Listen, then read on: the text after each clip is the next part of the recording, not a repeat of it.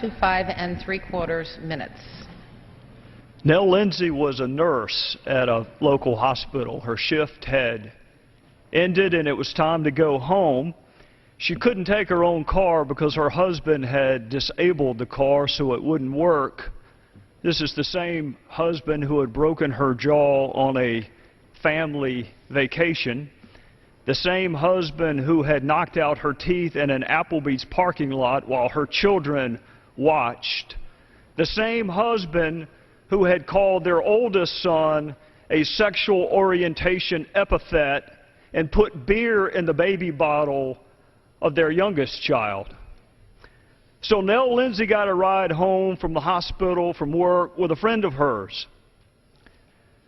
And as they were headed home, they saw an ominous sight, Madam Chairwoman. They saw the car of her estranged husband. Now, he had been ordered to stay away from her, Madam Chairwoman, but he didn't care. And there was a condition of bond to stay away from her, but he didn't care. And there was a court order, an order of protection to stay away from her, but he didn't care. And when Nell Lindsay and her friend saw that ominous sight of Marion Lindsay in a car, they did a very smart thing, Madam Chairwoman. They headed straight for the Inman Police Department. And they're jumping over railroad tracks, and they're running stop signs, and they're running red lights. And Nell gets out her cell phone, and she calls 911. And she says, "Please help. Please help." So they pull into the back parking lot of the Inman Police Department, and she still has the cell phone to her ear. And through the audio tape that we played at trial, Madam Chairwoman, you could hear Nell Lindsay saying, "Please help. Please help." And then you heard 4 gunshots. And when they took her body out of the back seat of that car, she still had the cell phone in her hand. The system failed Nell Lindsay, Madam Chairwoman. She did everything we tell battered and abused women to do. The courts couldn't save her. The prosecutors couldn't save her. Her husband's on death row, but that doesn't save her.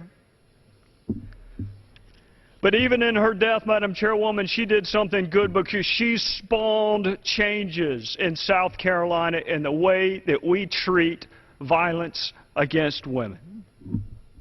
And with the help of Violence Against Women grants, like the ones that are at jeopardy today, with the help of those grants, and a woman named Lynn Hawkins, who I must concede, Madam Chairwoman, does not share my political ideology in any way, shape, or form. But she put the political sloganeering and the bumper stickers behind. And she said, "Let's change the system in South Carolina," and we did it. And it wasn't in time to save Nell Lindsay, but it was in time to save a graveyard full of other women in our state.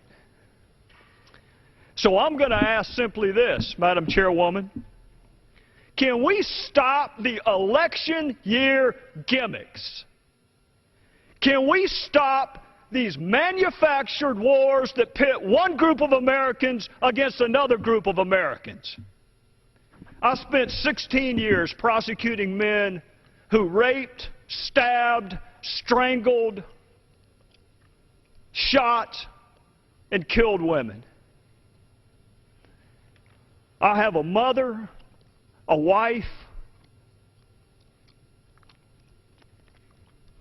a daughter, 3 sisters, and the images of countless women indelibly imprinted on my mind because they were killed by men who claimed to care about them. This is not about politics to me, and I will not yield. I will not yield. If you want to make women safer, then change the way we draw juries. Change the discovery rules. Improve the rape shield statute. But stop focusing on November's election for just one afternoon.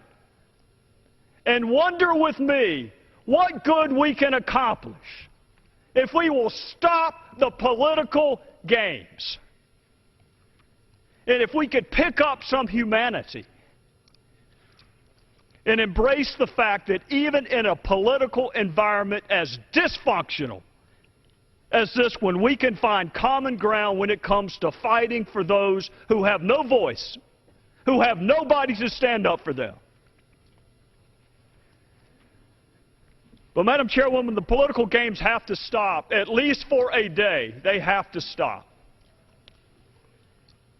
If this bill fails, it will be because those on the other side were so bent on making a point that they stopped caring about making a difference.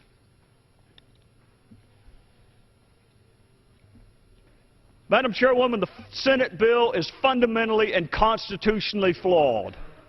Further to say, Madam Chairwoman, it continues to pit one group of Americans against another group of Americans solely for political reasons. Lady Justice doesn't do that, and politicians shouldn't do it either. And I urge support for this bill.